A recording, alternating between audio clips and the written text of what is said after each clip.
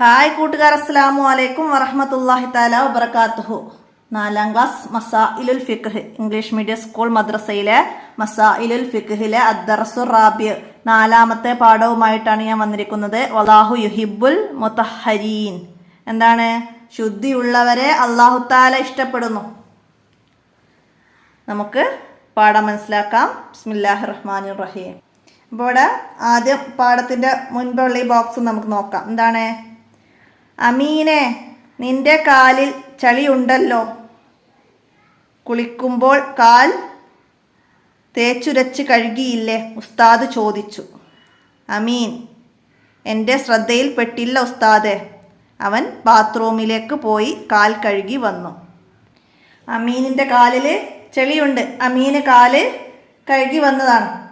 അപ്പോൾ ഉസ്താദ് എന്താ പറയുന്നത്? നമ്മൾ എല്ലാ സമയത്തും വൃത്തിയുള്ളവരാവണം. വൃത്തിയുള്ളവരെ അല്ലാഹു തആലയും റസൂൽ സല്ലല്ലാഹു അലൈഹി വസല്ലമയും ഇഷ്ടപ്പെടും. കൈകാലുകളും തലയും തേച്ചുരച്ച് കഴുകണം. നഖത്തിനടിയിലുള്ള ചെളി നീക്കണം, ഉസ്താദ് പറഞ്ഞു. കുളിക്ക് ചില ഫർളുകളും സുന്നത്തുകളും ഉണ്ട്. കുളിക്കുമ്പോൾ അതെല്ലാം നീ പാലിക്കാറുണ്ടോ? അമീൻ: ഏതൊക്കെയാണ് കുളിയുടെ ഫർളുകളും സുന്നത്തുകളും? ഉസ്താദ്: കുളിക്ക് 2 ഫർളുകളാണുള്ളത്. കുളിക്ക് 2 ഫർളുകളാണുള്ളത്. നിയ്യത്ത് ചെയ്യൽ, ശരീരത്തിലെ എല്ലാ ഭാഗങ്ങളിലും വെള്ളം എത്തൽ എന്നിവയാണ്. കുളിയുടെ ഫർളുകൾ 2 ഏതൊക്കെയാണ്? നിയ്യത്ത് ചെയ്യലും ശരീരത്തിൻ്റെ എല്ലാ ഭാഗങ്ങളിലും വെള്ളം എത്തലുമാണ്. മനസ്സിലാക്കുക കുളിയുടെ ഫർളുകൾ. കുളിയുടെ സുന്നത്തുകളാണ് ഇനി താഴെ പറയുന്നത്. എന്തൊക്കെയാണ്? കിബിലക്ക് മുന്നിടുക, ഔറത്ത് മറക്കുക.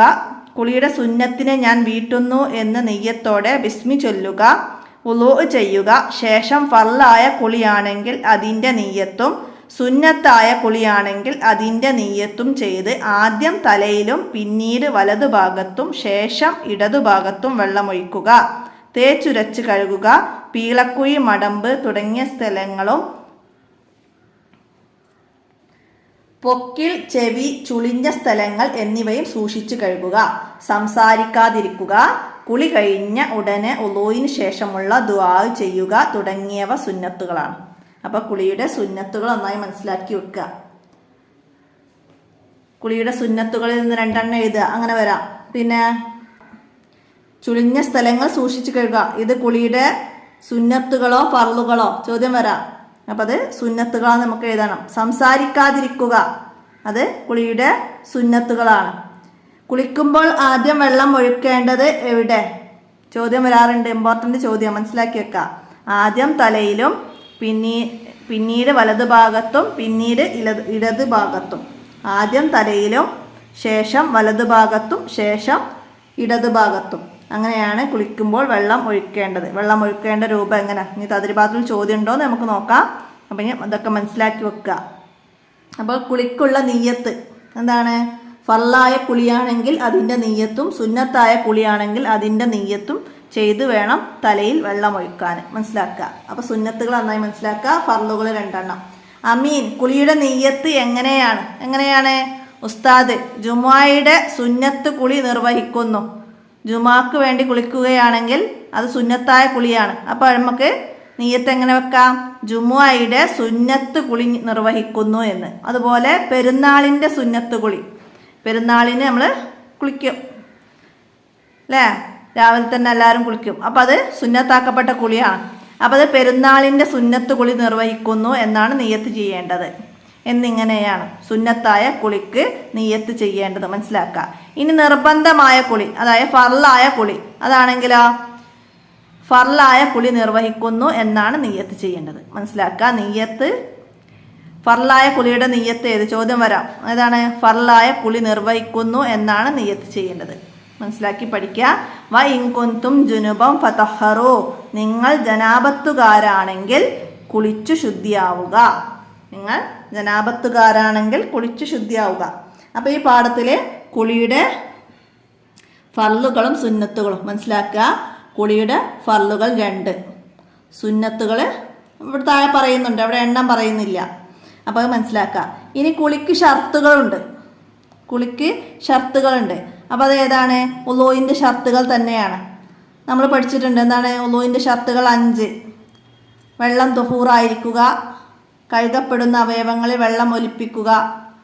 അപ്പോൾ അതാണ് ഉളൂവിൻ്റെ ഷർത്തുകൾ. അപ്പോൾ അത് തന്നെയാണ് കുളിയുടെയും ഷർത്തുകൾ. മനസ്സിലാക്കി വെക്കുക. വെള്ളം തുഹൂറായിരിക്കണം, എല്ലാ അവയവങ്ങളിലും വെള്ളം എത്തണം, വെള്ളം ചേരുന്നതിന് തടയുന്ന വസ്തുക്കളോ ഗുണവ്യത്യാസം വരുത്തുന്ന വസ്തുക്കളോ ഒന്നും ഉണ്ടാകാൻ പാടില്ല. അപ്പം അങ്ങനെയുള്ള കാര്യങ്ങൾ മനസ്സിലായില്ല? അപ്പോൾ അത് മനസ്സിലാക്കി പഠിക്കുക. ഇനി എന്താണ് താഴെയുള്ള വേർഡ്സുകളൊക്കെ മനസ്സിലാക്കുക. ഇനി ദഫ്തർ തോലിബ് നോക്കി നമുക്ക് വർക്ക് നോക്കാം.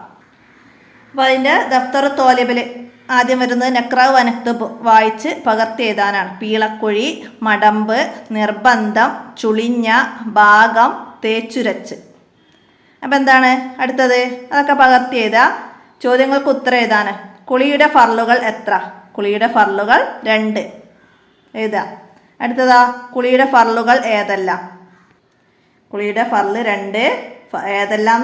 അടുത്തതിൽ നിയ്യത്ത് ചെയ്യൽ, ശരീരത്തിലെ എല്ലാ ഭാഗങ്ങളിലും വെള്ളം എത്തൽ എന്നിവയാണ്. അപ്പോൾ അത് പകർത്തി എഴുതുക. അപ്പോൾ ഇവിടെ ആ ചോദ്യം വന്നിട്ടുണ്ട്. നമ്മൾ നേരത്തെ പറഞ്ഞ എന്താണ്? കുളിക്കുമ്പോൾ വെള്ളം ഒഴിക്കേണ്ട ക്രമം എഴുതുക. കുളിക്കുമ്പോൾ വെള്ളം ഒഴിക്കേണ്ടത് ആദ്യം തലയിലും പിന്നീട് വലതുഭാഗത്തും ശേഷം ഇടതുഭാഗത്തും വെള്ളം ഒഴിക്കുക. അപ്പം അത് എഴുതുക. അടുത്തത് നിർബന്ധമായ കുളിയുടെ നിയ്യത്ത് എഴുതുക. അതായത് ഫർളായ കുളിയുടെ നിയ്യത്ത്. ഫർളായ കുളി നിർവഹിക്കുന്നു എന്നാണ് നിയ്യത്ത്. ഫർളായ കുളി നിർവഹിക്കുന്നു എന്നാണ് നിയ്യത്ത്. അതവിടേക്ക് എഴുതുക. അടുത്തത് ജുമുഅയുടെ കുളിക്ക് എന്താണ് നിയ്യത്ത് ചെയ്യേണ്ടത്? എന്താണ്? ജുമുഅയുടെ സുന്നത്ത് കുളി നിർവഹിക്കുന്നു എന്നാണ് ജുമുഅയുടെ കുളിക്ക് ചെയ്യേണ്ട നിയ്യത്ത്. മനസ്സിലാക്കി പഠിക്കുക. പെരുന്നാളിൻ്റെ സുന്നത്ത് കുളി നിർവഹിക്കുന്നു പെരുന്നാളിന്. അപ്പോൾ അത് രണ്ടും മനസ്സിലാക്കി വെക്കണം. ഏതെങ്കിലും ഒന്ന് വന്നാൽ നമുക്ക് എഴുതാൻ കഴിയുന്ന രീതി മനസ്സിലാക്കുക. കുളിക്കുമ്പോൾ തേച്ചുരച്ച് കഴുകേണ്ട ഭാഗങ്ങൾ ഏതൊക്കെയാണ്? തലയും കൈകാലുകളും തേച്ചുരച്ച് കഴുകണം. അടുത്തതാ സൂക്ഷിച്ച് കഴുകേണ്ട ഭാഗങ്ങൾ ഏതൊക്കെ? അങ്ങനെ ചോദ്യം വന്നാലോ ഏതൊക്കെയാണ്?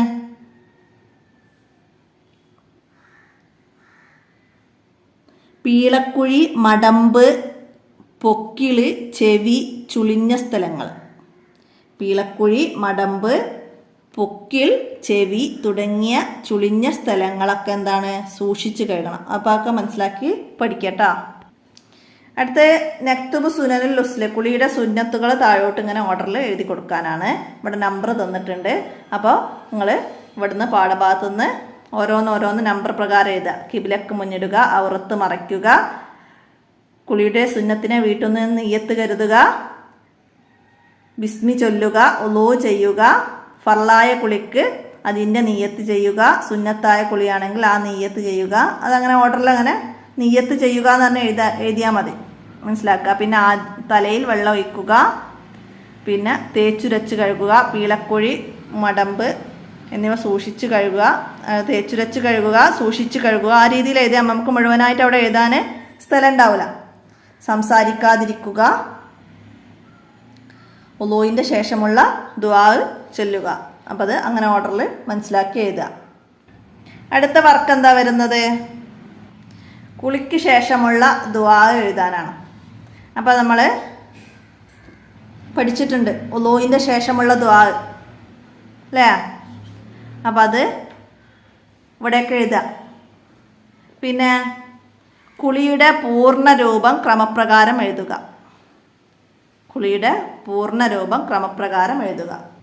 അപ്പോൾ കുളിയുടെ പൂർണ്ണ രൂപം എഴുതണമെങ്കിൽ നമുക്ക് ഈ സുന്നത്തുകൾ നോക്കിയിട്ട് അതുപോലെ പറയാം. എന്താണ്? കിബിലക്ക് മുന്നിടുക, ഔറത്ത് മറക്കുക, കുളിയുടെ സുന്നത്തിന് ഞാൻ വീട്ടുന്നു എന്ന നെയ്യത്തോടു കൂടി ബിസ്മി ചൊല്ലി ഉളൂ ചെയ്ത് ശേഷം ഫർളായ കുളിയാണെങ്കിൽ അതിൻ്റെ നിയ്യത്ത് ചെയ്ത്, സുന്നത്തായ കുളിയാണെങ്കിൽ അതിൻ്റെ നിയ്യത്ത് ചെയ്ത് ആദ്യം തലയിലും പിന്നീട് വലതു ഭാഗത്തും ശേഷം ഇടതു ഭാഗത്തും വെള്ളമൊഴിക്കുക, തേച്ചുരച്ച് കഴുകുക, പീളക്കുഴി, മടമ്പ് തുടങ്ങിയ സ്ഥലങ്ങളും പൊക്കിള്, ചെവി, ചുക്കി ചുളിഞ്ഞ സ്ഥലങ്ങൾ ഇതൊക്കെ സൂക്ഷിച്ച് കഴുകുക, സംസാരിക്കാതിരിക്കുക, കുളി കഴിഞ്ഞ ശേഷം ഉളൂവിൻ്റെ ശേഷമുള്ള ദുആ ചൊല്ലുക. അപ്പോൾ ആ രീതിയിൽ നമുക്ക് കുളിയുടെ രൂപം എഴുതാം. മനസ്സിലാക്കുക, എന്നിട്ട് എഴുതി വെക്കുക. അപ്പോൾ എത്രയാണ് വല്ലാഹു യുഹിബ്ബുൽ മുത്തഹിരീൻ എന്ന പാഠത്തിൽ.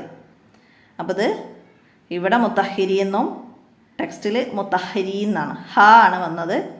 അപ്പോൾ അത് അച്ചടിച്ചതിൽ മിസ്റ്റേക്ക് വന്നതായിരിക്കാം, മനസ്സിലാക്കുക. നമുക്ക് ഇന്നത്തെ വീഡിയോ ഇവിടെ അവസാനിപ്പിക്കാം. അസ്സലാമു അലൈക്കും വറഹ്മത്തുള്ളാഹി വബറകാതുഹു.